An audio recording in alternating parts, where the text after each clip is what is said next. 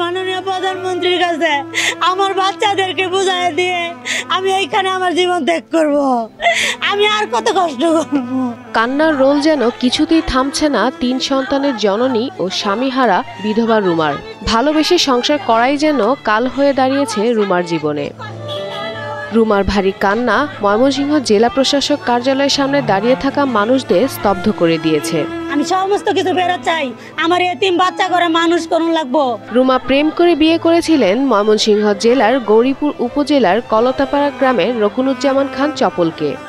চপলের পরিবার প্রথমে রুমাকে পুত্রবধূ হিসেবে মেনে না নিলেও এক সময়ে ধীরে ধীরে সব স্বাভাবিক হয়ে যায়।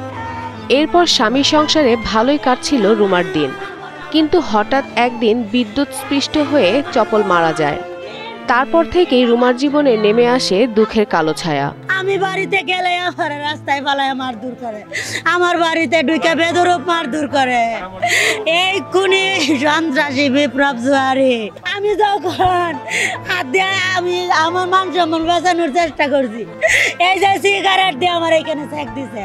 রুমার অভিযোগ, স্বামীর সম্পত্তি হাতিয়ে নেওয়ার জন্য শ্বশুরবাড়ির লোকেরা তাকে ৩ সন্তান সহ এলাকা ছাড়া করতে চায়।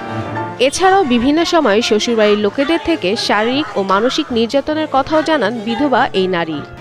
আমি আমার স্বামীর বিড়া, আমার স্বামীর রাইকা যাওয়া বসত বাড়িতে আমি এই মাসুম বাচ্চা করে লয়ে থাকবার চাই। আমার এই প্রশাসন যেন নিরাপত্তা দেয়, আমার যেন নিরাপত্তা নিশ্চিত করে, আমি বিচার চাই। তবে যাদের বিরুদ্ধে রুমার এমন অভিযোগ তারা বলছে ভিন্ন কথা। রুমার সকল অভিযোগ অস্বীকার করছেন তার শ্বশুরবাড়ির পরিবার। তাদের দাবি রুমাই বাড়িতে থাকতে চান না, বরং বিভিন্ন সময়ে রুমাই তাদের বিভিন্নভাবে হুমকি দিয়ে আসছে। আমার ঘর থেকে হে আল্লাহ দেখাইছে, মালসা বানা লইয়া 4 টাক মাল লইয়া হি গেছে গা। এই মহিলা হন তার স্বামীর বিডা, হিসাল লই করে আইব না আইব এটা আমরা দেখার বিষয় না, আমরা জানার বিষয় না। এটা বাবা হি নিজে আমার জিজা মারি কইতাছে যে বাচ্চা মারি হইলেও তোরারে ভাসাইয়াম। তার স্বামীর বিটাতে সে আসতে পারে, আর তার তো আমরা বিতাড়িত করছি না, আমরা বের করে দিছি না।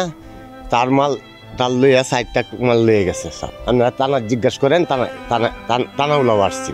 এই বিষয়ে গৌরীপুর থানার অফিসার ইনচার্জ বলেন, বিধবা রুমার বিচার না পাওয়ার বিষয়টি সঠিক নয়। তবে রুমা যদি নিজের স্বামীর বাড়িতে থাকতে চায় তবে গৌরীপুর থানা পুলিশ তাকে সব ধরনের সহযোগিতা করবে। বাড়িঘর থেকে বিতাড়িত বিষয়টা যেটা আছে এটা আসলে আদৌ সঠিক নয়।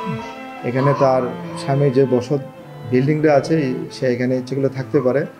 এখানে তৎকালীন বিট অফিসার অনেক পূর্বেই তাকে তার চাবি, তার ঘরের চাবি তার নিকট বুঝিয়ে দেওয়া হয়েছে। তারপরে যদি তাকে অন্য কোনো ধরনের হেল্প করা লাগে আমরা মানবিক বিবেচনা করে এটা অবশ্যই আমরা দেখব।